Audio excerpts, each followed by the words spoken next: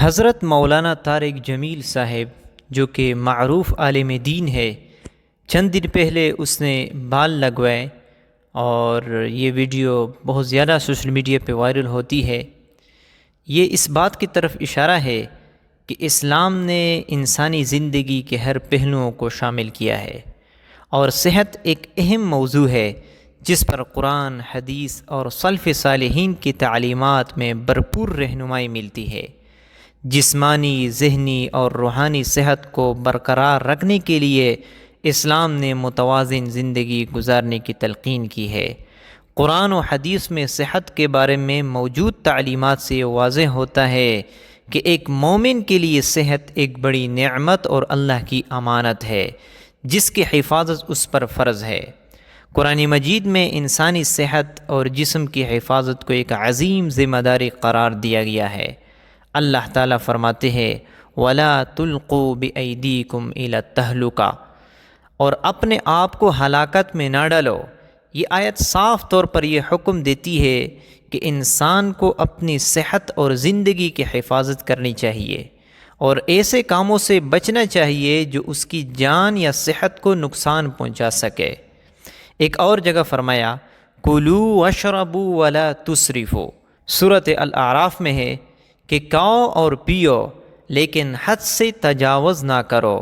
اس آیت میں اللہ تعالیٰ نے صحت مند زندگی گزارنے کا اصول بیان کیا ہے کہ انسان کو کھانے پینے میں اعتدال اختیار کرنا چاہیے، کیونکہ زیادہ کھانا یا بے تحاشا خرچ کرنا صحت کے لیے نقصان دہ ہو سکتا ہے۔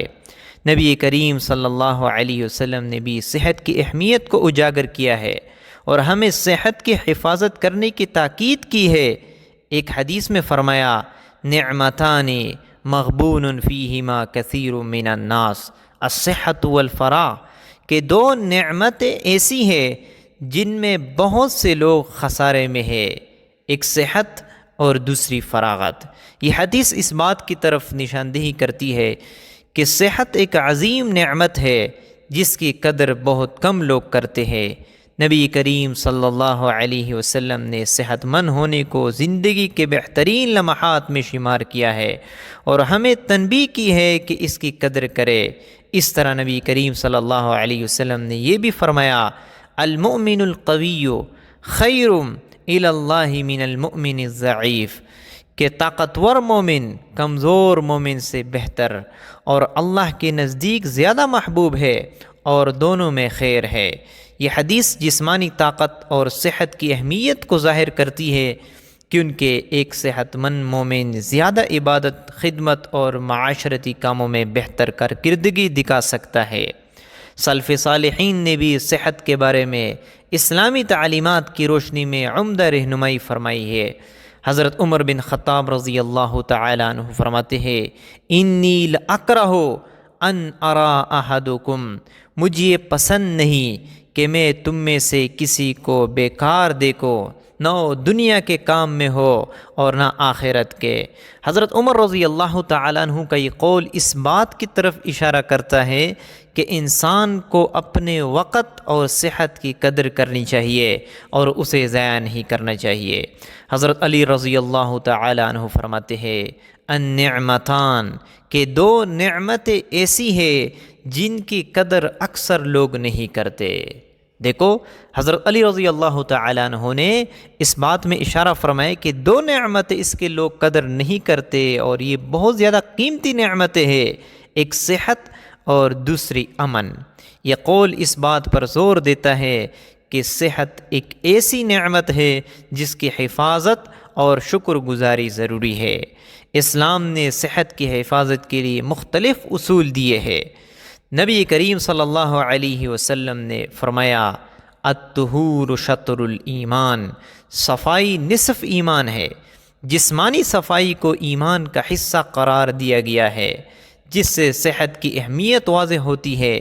غذا میں اعتدال، حدیث میں آیا ہے ما ملأ ابن آدم وعاء شر من بطن، آدمی نے اپنے پیٹ میں سے بدتر کوئی برتن نہیں بھرا، اس آدمی کے لیے چند لقمے کافی ہے جو اس کی پیٹ سیدھی رکھ سکے۔ یہ حدیث بھی ہمیں بتاتی ہے کہ زیادہ کھانا صحت کے لیے مضر ہے اور ہمیں کھانے میں احتیاط کرنی چاہیے، اور اسی طرح ورزش اور جسمانی قوت پر بھی زور اسلام نے دیا ہے۔ نبی کریم صلی اللہ علیہ وسلم خود بھی جسمانی ورزش کیا کرتے تھے، اور صحابہ رضی اللہ تعالیٰ عنہ کو بھی اس کی تلقین کرتے تھے، جیسے دوڑ، تیر اندازی اور گھڑ سواری کی تربیت۔ نفسیاتی سکون کو بھی اسلام نے زور دیا ہے۔